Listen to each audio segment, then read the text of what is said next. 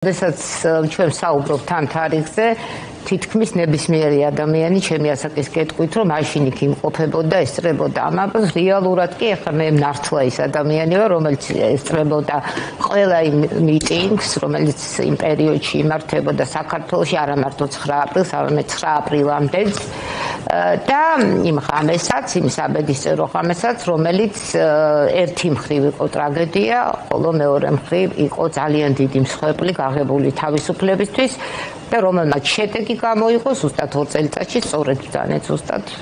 გამოცხადა საქართველოს დამოუკიდებლობა და რა არის ახლა აი არა კავშირი ახლა ამ ორ მოვლენას შორის, ეს არის ძალიან მნიშვნელოვანი და საერთოდ 9 აპრილი არ არის ასეთი კონკრეტული თარიღი, რაც განგრძობადი თარიღი, დამნეთახმება თუ ისტორიაში გვაქვს ეგეთი თარიღები, ხო, თქვენ დიდგორის ომს ვამბობთ, ეს არის განგრძობადი ომი, ხო, ჩვენ ცნობიერებაში ომი ბოროტებასთან, ომი რაღაცა ნეგატიურ დიდ ბოროტებასთან, ამიტომაც 9 აპრილიც ასეთი თარიღია და 9 აპრილი არ მომხდარა ასე, რომ აი ერთ დღეს გავიღვიძეთ და დადგა ისეთი პოლიტიკური ვითარება, როდესაც უნდა ქუჩაში გამოვსულიყავით, ეს ასე არ იყო. ეროვნული მოძრაობის სათავეები 98 წლიდან იწყება, როცა 2-3 კაცი დადის ქუჩაში, მხოლოდ ესე დისიდენტური დაჯგუფება, მათ შორის იყო ზვიად გამსახურდია, რასაკვირველია და ეს ილია ჭავჭავაძის საზოგადოება, აი რამდენიმე ადამიანი და ეს 9 აპრილი მწირდებოდა ნელ-ნელა, მწირდებოდა სხვადასხვა ფენების ჩართვით ამ მოძრაობაში. ზვიად გამსახურდია და მერაბ კოსტა დადიოდნენ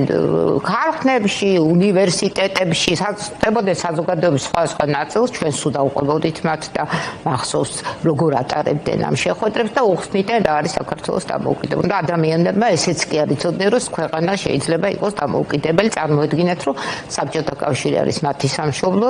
და იქ უნდა დაამთავრონ თავიანთი ცხოვრება. აი ესეთი მუშაობით, ძალიან ხანგრძლივი მუშაობით, პრესის მქონდა თავიანთი ესეთი გამოცემები მიწის ქვეშა გამოცემები და მოვედით 9 აპრილამდე ნოემბრის შიმშილობები, ალბათ გვახსოვს, როდესაც კონსტიტუციით შეიზღუდა საბჭოთა კონსტიტუციით რესპუბლიკებს შეუზღუდეს თავიანთი უფლებები და ამაზე იყო ეს რეაქცია, ნოემბრის შიმშილობები გაიმართა, რომელსაც მოყვა შემდეგ ლოგიკურად 9 აპრილი და რა იყო აქ ძალიან მთავარი და რომელიც ყოველთვის გვავიწყდება, ყველაფერი დაიწყო იმით, რომ გამოფინეს პირველად ამ დისიდენტურმა ფრთამ, ერთ-ერთმა ფრთამ გამოფინა ლოზუნგები აფხაზეთის დამოუკიდებლობასთან დაკავშირებით. აი, როდესაც ვიას გამსახურდია მივიდა ყველა ეს ლოზუნგი ჩამოხსნა და დატოვა მხოლოდ ერთი ძირს რუსეთის დამპალი იმპერია, სამწუხაროდ ეს ლოზუნგი დღესაც აქტუალურია. თუმცა იმას წინ უძღოდა ლიხნის კრება, ფაქტობრივად, ანუ ეს არის მოკლის ინიცირებული პროცესი, ესეც ამას ამრუდებენ ხოლმე იმის წარმოსაც, შენ თვითონ ჩვენ ვახდენთ რაღაცების პროვოცირებას და როგორ არასწორი გათვლები ქონდა თურმე მაშინ პოლიტიკურ ლიდერებს, არა სამწუხაროდ იმპერიას და მოსკოვს მაშინ ბევრი ბერკეტი ქონდა განსაკუთრებით ამ რეგიონებში სეპარატისტული მოძრაობების გაღვივების, ამ ხრივ აი ბუბას როგორც ისტორიკოს განსაკუთრებით საინტერესო იქნება შემდგომში, როცა წესით უკვე უნდა იწერებოდეს, მაგრამ ძალიან საინტერესო ინტერვიუ იყო მაშინ რუსეთის საგარეო მინისტრთან კოზირევთან, რომელიც ელცინის საგარეო საქმეთა მინისტრი, რომელიც დეტალურად ყვება, როგორ დაუძახეს არძიმბას, რომელიც მაშინ მოსკოვში ცხოვრობდა, სამეცნიერო საქმიანობას ეწეოდა ერთ-ერთ კვლევით ინსტიტუტში და ფაქტობრივად როგორ აიძულეს, რომ წამოსულიყო აფხაზეთში იმ კონკრეტული ნარატივებით, რომელზეც მერე დაშენდა ამ ეგრეთ წოდებული აფხაზეთის დამოუკიდებლობის თემატიკა. თუმცა მაინც სხვა თემი დავიწყებ ამ შემთხვევაში ბუბა საუბარს. ამას წინ მქონდა საუბარი ახალგაზრდებთან და ბოლოს იმისთვის რომ უფრო ზუსტად ამეღწერა რა გარემოში ვიზრდებოდა, იქ ალბათ კეთილი რო თქვა რომ დადიოდა ზუსტად და მერაბი და ასე უხსნიდნენ ხალხს დამოუკიდებლობა, რა არის მან გამახსენა ახლა ზუსტად რომ თანამედროვე ჩემი შვილების თაობას ვერც კი წარმოუდგენია რომ ამას ახსნა ჭირდება. რატომ? იმიტომ რომ დამოუკიდებელ საქართველოში დაიბადნენ, მაგრამ ამ ახალგაზრდებს ვეუბნებოდი რომ აი როგორ ქვეყანაში ცხოვრობდი და ჩვენ ცნობიერებაც როგორ ყალიბდებოდა რომ ბიჭებისთვის სკოლაში თავად დღესასწაული იყო 23 თებერვალი, როცა გოგოები გვიმზადებდნენ საჩუქრებს, რომ შევიდოდით მაგიდებზე სასწავლო მაგიდებზე უნდა დავხვედრიოდა, ხო, მერხებზე. გახსოვთ? და ჩვენ გასაგებია 8 მარტს უმზადებდით, მაგრამ აი 8 მარტს კიდე არ აუშავს ამბავია და 23 თებერვალი რა დღეა თუ იცით? საბჭოთა წითელი არმიის დღე, ანუ ქართველი ბავშვებისთვის, ბიჭებისთვის თავად დღესასწაული იყო ამ ქვეყნის ოკუპანტი არმიის სულ დღესასწაული. აი ამ პირობებში გაზრდილ საზოგადოება მოიპოვა დამოუკიდებლობა და ჯერ 40 წელი არ გასულა, მაგრამ როგორც ჩანს ჯერ კიდევ ამ უდავოდან გამოსულები არ ვართ, მაგრამ ამაზე ცოტა მოგვიანებით ვისაუბროთ. პირველ რიგში ეს თარიღი როგორც ისტორიული თარიღი, რომელმაც აი დიდგორი ახსენა ქალბატონმა კეთიმ და ორი მნიშვნელოვანი მოვლენა შეიწოვა, ასე თქვა და არც იმ პოლიტიკური ლიდერების არჩევანი იყო შემთხვევითი, რომ საქართველოს დამოუკიდებლობის აღდგენის აქტი გამოცხადდა სწორედ 2 წლის შემდეგ უკვე 9 აპრილს. ჩვენ 9 აპრილის თაობა ვართ და ეს თარიღი არ არის მხოლოდ, როგორც თქვით, არ არის მხოლოდ დიდი ტრაგედიის თარიღი, როდესაც 21 ადამიანი ემსხვერპლა მოვლენებს, არამედ აღმოჩნდა ძალიან მნიშვნელოვანი გარდამტეხი თარიღი. ჩვენ ახლა კეთისთან ვისხედით, საუბრობდით და ვიხსენებდით, რომ აი ამ ახალ თაობას ალბათ გაუჭირდება ამის გაგება, რომ 9 აპრილამდე ფაქტობრივად არ არსებობდა კონსენსუსი საქართველოს დამოუკიდებლობაზე და ძალიან ბევრ საკითხზე რა. მაგალითად მე მახსოვს საზოგადოება ძალიან სკეპტიკურად, აი დიდი ნაწილი მართალია მიტინგებზე ბევრნი დადიოდნენ, მაგრამ ვინც არ დადიოდა ისინი ხო ბევრნი იყვნენ, ხო და არსებობდა ძალიან სკეპტიკური დამოკიდებულება, ჯერ ერთი რუსეთი არ გაგიშვებს არცად, არ არის ამის შანსი და რომც მოიპოვა დამოუკიდებლობა როგორ უნდა იარსებოს. შეუძლებელია ჩვენისთან პარტნიორ მიუხედავად იმისა, რომ ჩვენზე გაცილებით პატარა სახელმწიფოები არსებობს, ხო, მსოფლიო ისტორიაში და თანამედროვეობაშიც. როგორ იარსებებ? მე მახსოვს ერთ-ერთ დისკუსიისას, აი საკმაოდ სერიოზულად განიხილავდნენ ამას, რომ ითხოვენო რომ ქართული ჯარიო და რაღაცა როგორ კაცო ქართველებს რო იარაღი დაურიგო, ხო დახოცეს ერთმანეთიო. აი წარმოიდგინეთ რა მდგომარეობა იყო ჩვენი სუვერენიტეტის აღქმის თვალსაზრისით, ხო? ანუ კი, ჩვენ მქონდა საბჭოთა პერიოდში რაღაცა ჩვენი იდენტობა, ქართული იდენტობა, რომელიც ძალიან კარგად გამოიხატებოდა მაგალითად ფეხბურთში, ხო, როდესაც უპირისპირდებოდით რაღაცა რუსულ გუნდს, აი მე ვიხარჯებოდით კინოში, კულტურაში, წერლობაში და ასე შემდეგ, მაგრამ ჰოპ, აი მანდ, მხოლოდ მანდ. ამის იქით ხო არა, ეს სახელმწიფოები ჩვენთვის არ არის დამოუკიდებლობა და ძალიან გამიკვირდა მე მაშინ სკოლას ვამთავრებდი და ძალიან კარგად მახსოვს ეს პროცესები და კეთისგან განსხვავებით შეიძლება ყველა მიტინგს ვერ ვესწრებოდი, მაგრამ თითქმის ყველა მიტინგს ვესწრებოდი და ძალიან კარგად მახსოვს როგორი 9 აპრილის ტრაგედიის მერე ერთგვარი რაღაცა თითქოს ნახევარი დღე თუ ერთი დღე ერთი შიშმა დაისადგურა და ძალიან შემეშინდა მეც რომ აი ხომ არ ჩაკოდა ყველაფერი. ახლა კომენდანტის საათი იყო გვახსოვს ყველას და ტანკები ხიდებზე და ცენტრალურ ქუჩებზე. იდეა ხო არ მოკლეს ამითი და ძალიან გამიკვირდა პირადად რომ პირიქით რეაქცია მისცა საზოგადოებამ და მივიღეთ უზარმაზარი საზოგადოებრივი კონსენსუსი. აი გუში რომ ის გლოვა იყო თავის მასშტაბებით უკვე უზარმაზარი პოლიტიკური დემონსტრაცია. იმიტომ რომ იყო მსხვერპლი. და ის ხალხი რომელიც აი 2 დღის წინ ამტკიცებდა რომ რა ის საქართველოს დამოუკიდებლობა ერთ-ერთი პირველი მედროშეები გახდნენ ამ იდეის და აი მივიღეთ სულ მალე მივიღეთ აბსოლუტური კონსენსუსი რომ აი ხო კი უნდა გავხდეთ დამოუკიდებლობა. აბარა ამას გვავალებს ეს მსხვერპლებს ვიად გამსახურდია ცნობილი სიტყვები საქართველოს დამოუკიდებლობის გამოცხადებისას, რა აი ზეციური საქართველოს და ათისულები ხარობები და მართალობდანებით ეს დამთხევაც ნუ საერთოდ სიმბოლოები გვიყვარს ქართველებს, არა მარტო ქართველებს, ადამიანს უყვარს ეს სიმბოლო, ეს მარტო სიმბოლო არ არის, მართლაც ეს იყო გარდამტეხი აი ამ თარიღმა განაპირობა ჩვენი დამოუკიდებლობის არა მარტო გამოცხადება და არა მარტო დააჩქარა. ამაზეც ვისაუბრებთ ალბათ რა თქმა უნდა ახლა 9 აპრილის ტრაგედიას არ გამოუწევია საბჭოთა კავშირის რღვევა, მაგრამ რომ არა ერთი ეპიზოდი ისტორიაში მეორე, მესამე, მეოთხე და ამ რღვევის პროცესში აი ეს არის ფაქტობრივი ერთობლიობა, საერთოდ ძალიან პრიმიტიული ხედვაა ეს, რომ ამან გამოიწვია. არა. და სხვაჯერ ძალიან დიდი მნიშვნელობა აქვს, როგორ შეგერგება თუ არა თავისუფლება, თუ არ იბრძვი ამისთვის, აი რომ იბრძვი და ბრძოლით მოიპოვებ, სხვათა შორის აი მოკლედ ვიტყვი და დავასრულებ, რომ არის ასეთ დამოკიდებულება, რომ აი იმ რესპუბლიკებმაც ხომ მიიღეს დამოკიდებულება, რომელთაც თითი არ გამოუძრევიათ რა. ჩვენ რას შევაკვდით ამ იმპერიას, გავჩერებულიყავით ჩვენც და თავის დამოუკიდებლობის მოპოვებას და დამოუკიდებლობის იდეას აი ეს ლოგიკა ვერ არის ამ იდეასთან, იმიტომ რომ თუ არავინ არ იბრძოლა და არავინ არაფერი არ აკეთა, ხო, კანონზომიერება გვაჩვენებს, რომ ასეთი ერები და ასეთი ხალხები დამოუკიდებლობას ვერც მოიპოვებენ და თუ მოიპოვებენ, დიდხანს ეს იდეა ხალბატონ კეთი ბატონმა ბუბამ ახსენა მოვაყოლა, რომ აი ვერ წარმოედგინეთ, რომ მაგალითად ქართული არმია თუ იარაღი რო დაუბრუნოთ ქართველებს ერთმანეთს სამწუხაროდ სრულიად სხვა კონტექსტში, მაგრამ ეს მოხდა ამ ქვეყანაში. აქედან სულ რამდენიმე მეტრის დაშორებით გერვეზზე, ანუ მაშინელი ამიერკავკასიის სამხედრო ოლქის ხელმძღვანელობა, პეპაევი დარწმუნებული ვარ გეხსოვნება თქვენ გენერალი ასე აქეთ-იქით არიგებდა ამ იარაღს და ამ დაპირისპირებას მაშინ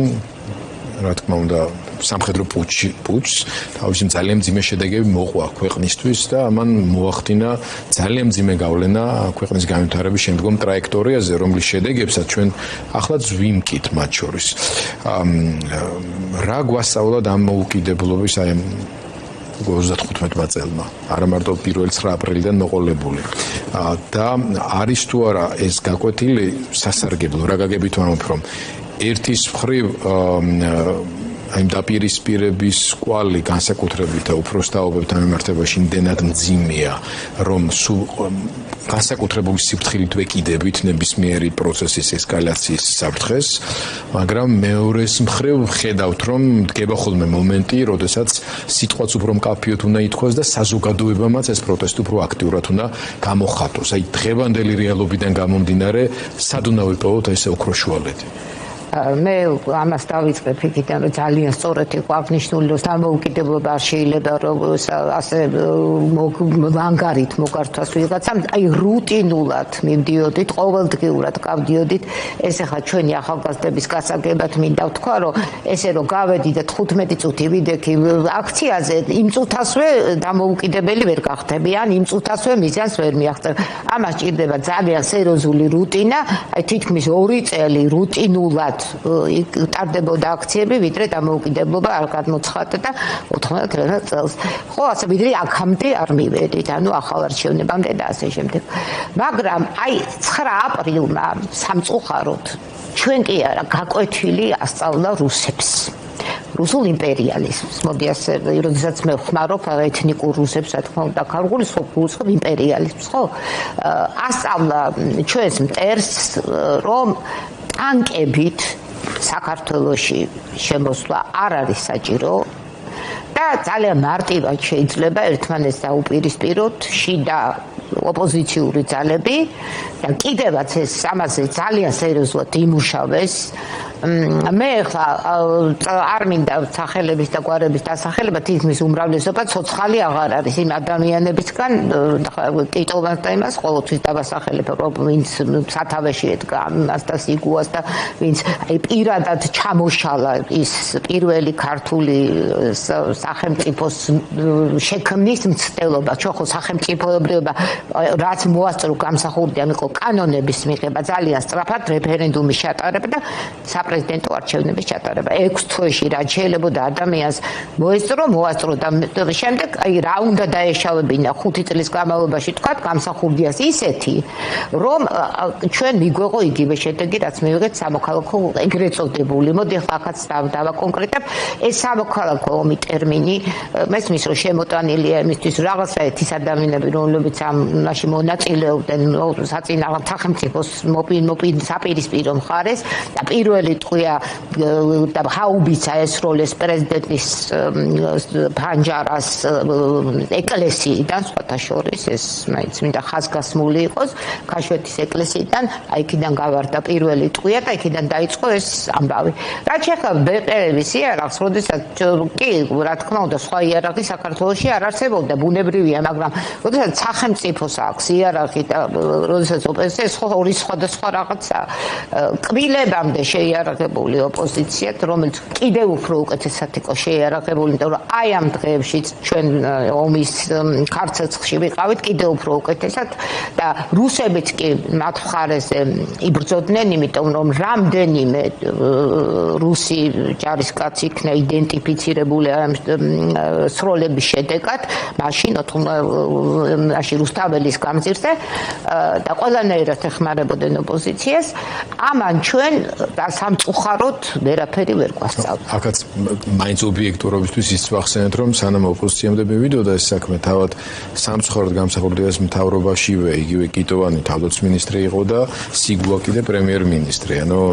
იმათი გაოპოზიციონერებს ეს იყო მათთვის შანსი ეხლა მე ამაზეც მინდა ყოველთვის რაღაცა ის არის ეს იყო პირველად როდესაც გამსახურდია ქუჩიდან შევიდა პირდაპირ საპარლამენტო დარბაზში მანამდე მას ჰქონდა ძალიან სერიოზული მოლაპარაკებები სხვა ოპოზიციური პარტიების ლიდერებთან მაგალითად ბატონ აკაკი ბაქრაძესთან რომელსაც უარი უთხრა მას ერთ ბლოკად გასვლის ასევე სხვა ლიდერებმა ყველამ უთხრა უარი ჩვენ დამოუკიდებლად ვიყდით კენჭსო რა თქმა უნდა ისინი ვერ გავიდნენ გამსახურდია გავიდა უზარმაზარი პროცენტით თვითონაც არ ველოდებოდა ამას და პარლამენტში შევიდა ბევრი ქუჩიდან მოსული ადამიანი მე მახსოვს მაშინ მაგალითად საპრეზიდენტო არჩევნებში ბატონი აკაკის პროცენტი 1.5%-ს არ აღემატებოდა ორს არ აღემატებოდა ხო და გამსახურდიამ რამდენი პროცენტი სხვა ტიპის არჩევნები იყო ფაქტობრივად რეფერენდუმის ხასიათის კი ბატონო და ასე რომ ამ პრობლემას ამ ბრალდებას უყენებთ ერთი სულ ამბობთ რომ ქრისტეს გარჩეულ 12-ში ერთი უნდა გამოერია ხო ესე იგი რომ ეს არის პრობლემა მოღალატისა თვითონ რომ შანსი გეძლევა თენგის კიტოვანი რომ ხარო რაღაცა შენი კრიმინალური წასულიდან გმირი გახდე საქართველოს იტო ყველას ქონდა მათ შანსი რომ გამხდარიყვნენ გმირები არა მათ მოინდომეს ჯაბა იოსელიანსაც ქონდა ამის შანსი რომ გმირი გამხდარიყო და მათ მოინდომეს მაინც თავისი ძველ იდენტობასთან ასოცირება არ მოინდომეს ეროვნული გმირობა ასე რომ თუ ვინმეს რამე ბრალი იყო იქ ყველას ქონდა ჩვენი პასუხისმგებლობა იმ მომენტში როდესაც არ არსებობდა პოლიტიკური ხო ქუჩის პოლიტიკური ბრძოლის გამოცდილება არსებობდა ხო დისიდენტური ბრძოლის და მაშინ იწყებოდა სახელმწიფო შენებლობა და აი სწორედ მაშინ გამოაცა და აქ იყვნენ არა მარტო მოდი ესე ვთქვათ ეს შეიარაღებული პუჩისტები არამედ თითქმის მთელი ინტელიგენცია დადგა პუჩისტების მხარეს თითქმის მთელი ეხლა კარგად გემახსოვს მთელი თეატრალური საზოგადოება მწერლების უმრავლესობა ძალიან ძნელი იყო იმ მომენტში არჩევნის გაკეთება ხო აი სად წახვიდოდი სად დადგებოდი შენ იმიტომ რომ აქეთ ხარეს არის მთელი საქართველო და ვინც გაგიგია რომ აი რაღაცა ავტორიტეტია ხო ამ ქვეყანაში და რაღაცა იდეოლოგებია მათი სპეციალურად მომზადებული იდეოლოგები და მეორე მხარეს იყო აი ეს ხალხი და როდესაც ხო აი არჩევანი იყო არჩევანი საბოლოო ჯამში ჩვენ ხედავთ რომ არჩევანი არის ყველაზე მნიშვნელოვანი რამ ადამიანების არასწორი არჩევნის გამო ვართ დღეს ჩვენ სხვათა შორის ამ მდგომარეობაში ვართ. უბა ისევ ისტორიის ნაწილში მინდა რომ მოგცეთ შესაძლებლობა შეაფასოთ უკვე ის მეორე 9 აპრილი მისი მნიშვნელობა და შემდეგ ეტაპზე უკვე აი თანამედროვე პარალელებზეც მინდა რომ მოვასრულოთ საუბარი. ხო, ხშირად ვამბობთ ხოლმე, რომ რა გვასწავლა ისტორიამ და თავისთავად ისტორია ვერაფერს ვერ გვასწავლის, ჩვენ თუ არ ვისწავლეთ, ხო, ერთ-ერთი მასწავლებელი ვერ გასწავლის და ჩემი აზრით, პირველი 9 აპრილი და მეორე 9 აპრილს ზედაპირზე დევს ძალიან ბევრი რამ, საიდანაც ძალიან მარტივია დასკვნების გამოტანა. ერთი ისე პირველი 9 აპრილიდან რო დავიწყოთ, თქვათ, წარმოიდგინეთ იმპერიასთან იბრძვის მშვიდობიანი საზოგადოება. აბსოლუტურად მშვიდობიანი იყო. აი დღესაც ხომ მშვიდობიანი აქციებია, მაგრამ აი მაშინ ჩაეყარა ამ კულტურას საფუძველი. მახსოვს აი ყოველ წუთიერი მოწოდებები, არ აყვოთ პროვოკაციას, აი მშვიდობიანი ჩვენი მოძრაობა არის მშვიდობიანი და მიუხედავად იმისა, რომ ასეთი მშვიდობიანი იყო დემონსტრაცია, ხო, როგორი სისასტიკით გაუსწორდა იმპერიული მანქანა, ხო? აი როდიონოვი. დიახ, და გენერალ როდიონოვი იქ უშუალოდ ადგილზე მეცნიერს ვინც ხელმძღვანელობდა ის კაცი მერე ერთი ჩვენი ქართველი აქტიორი მხარდაჭერით სარგებლობდა თავად რუსეთში. ლებეძი მყავს გენერალი ლებეძი მხედველობაში. დიახ და დღესაც რო გავიგონებთ ხოლმე რომ იცით რა რუსეთს უნდა დაელაპარაკო და ჩვენ ვაღიზიანებთ და ჩვენ გადავდგით არასწორი ნაბიჯები და ამაზე მშვიდობი, ამაზე სწორი ნაბიჯები რა გინდა ადამიანები, ქალები, ბავშვები, მოხუცები დგანან და მშვიდობიანად შუაღამისას ლოცულობენ და სიტყვით გამოდიან და რაღაცა ტრანსპარენტები უჭირავთ ხელში და შიმშვილობენ. ამაზე მშვიდობიანი აქცია და ქმედება რა გინდა, ხო? მიუხედავად ამისა, როგორი სისასტიკით იქნა დარბეული, ხო? აი აქედან რაღაცა პატარა დასკვნა ხომ გავაკეთო. შემდეგი დასკვნა რაც შეიძლება რომ არ არსებობს ბრძოლის გარეშე არც ერთი შედეგი მით უმეტეს თავისუფლების მოპოვება არც ბრძოლით მოიპოვება მხოლოდ და რწმენით და იმედით. ახლა მე სულ ვამბობ რომ ისეთ სასწაულს მოვესწავლე ცხოვრებაში საბჭოთა კავშირის დამგრევას, ხო, რომ შეუძლებელია არ მჯეროდეს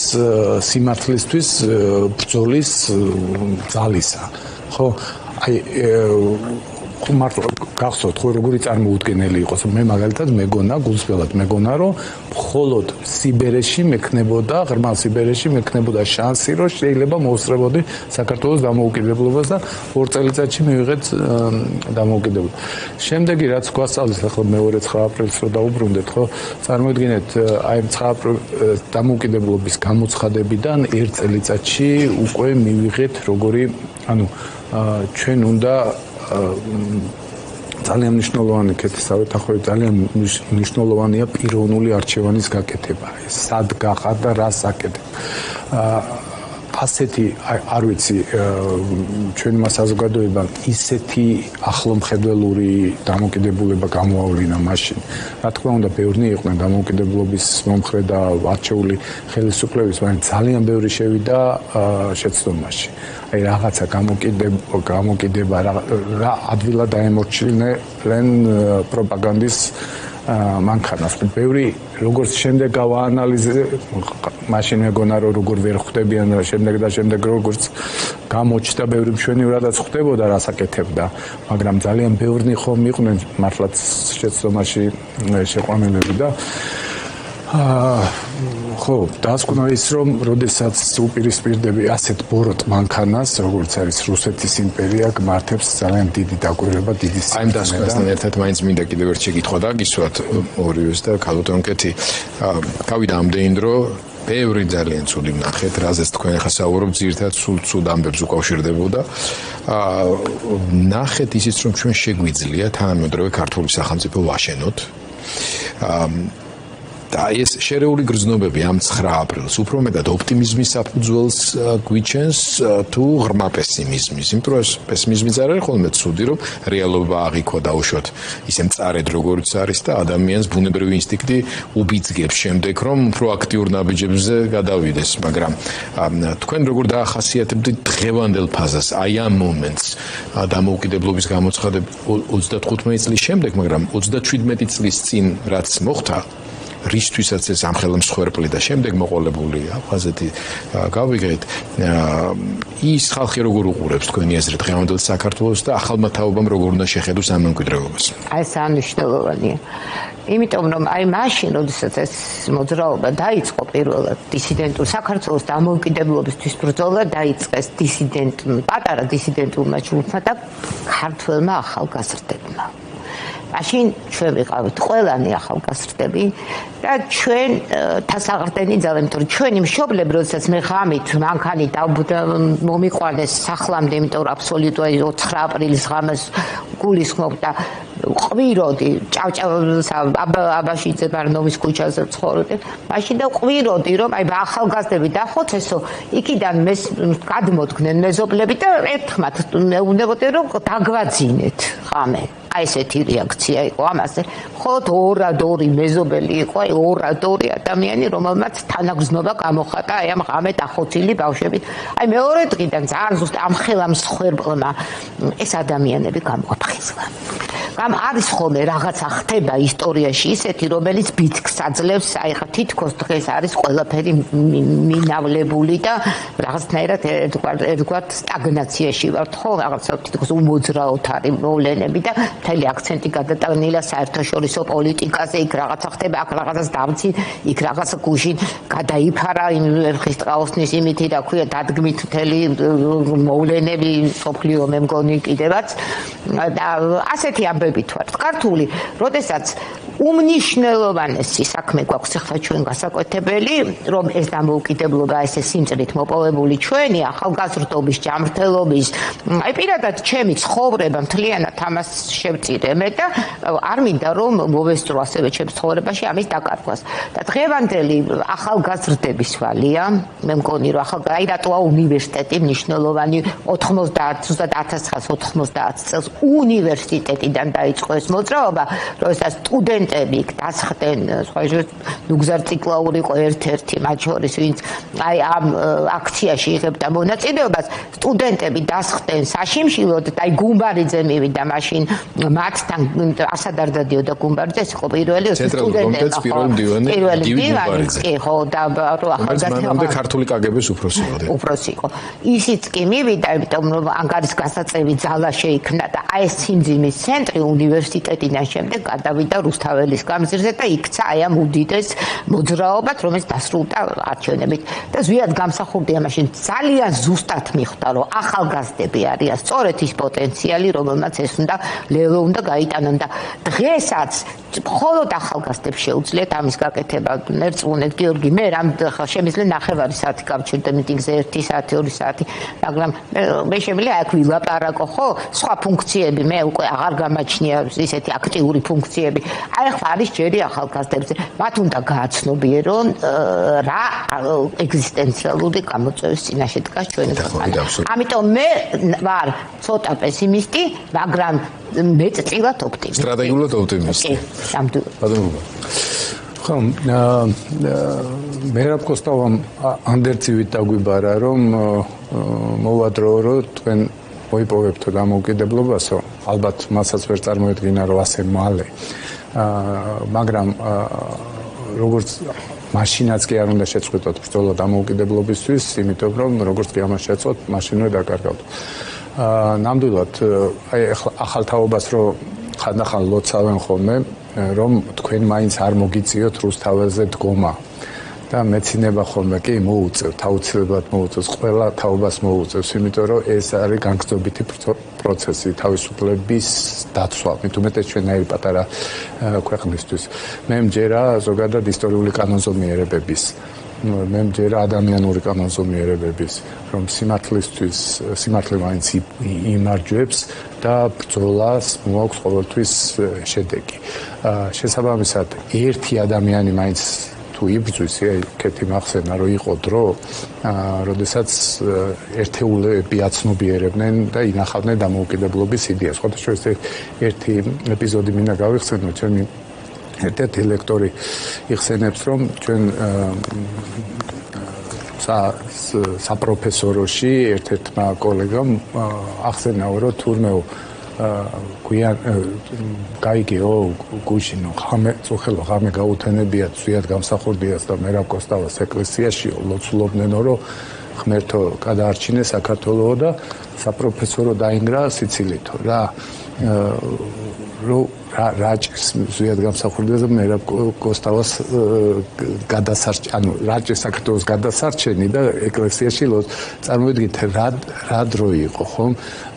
როდესაც ერთეულები ინახავდნენ დამოუკიდებლობის იდეას ეხლა დამიდეის მატარებელი ადამიანები სასაცილოები ნორმალურებად არ მიეჩნიათ ეხლა ჩვენ მათ საქციელზე გვეცინება ხო და გვიკვირს ხო როგორ შეიძლება ასე დამოუკიდებლობის იდეა ასეთ დასაცინი იყოს. ისეთ მდგომარეობაში იყო საზოგადოება ვერაც ცნობიერებდა სად ვიყავთ, სად დღესაც კი ინერცია ეს იყო მრავალ ათეულწლიანი ფიზიკური გამოხშირვისა და მენტალური, მათ შორის სოციალური ინჟინერიის შედეგი და არ უნდა გვეგონოს რომ განსაკუთრებით თანამედროვე ტექნოლოგიების პირობებში ამას დაჭირდება 10 წლეულები. სამწუხაროდ ეს ყველაფერი შეიძლება გაცილებით სწრაფად მოხდეს თუ მართლა გონზე არ მოვედით ყველანი. და ანუ კანონზე იმის თქმა მინდოდა რომ კანონზომიერება ეს არის რომ ერთი და ორი ადამიანი მაინც თუ ატარებს დამოუკიდებლობის იდეას და მიზანმიმართულად ამისთვის იბრძვის ის შედეგს ნამდვილად მოიტანს და მე მაინც ოპტიმისტი ვარ იმიტომ რომ დღეს არა მსთუ ერთი და ორი არამედ 10,000 და 100,000 ჩვენი პოლიტპარტიები და სოლიდარობა მათ გამოუცხადოთ აქედან დღევანდელ დღეს არ შეიძლება რომ არ გავიხსენოთ ჩვენი პარტიები და მათ შორის ყველაზე ერთ-ერთი სრულიად უსამართლო და usindisო დაპატიმრებული საქართველოს მესამე პრეზიდენტი რომელსაც შექმნა თანამედროვე ქართული სახით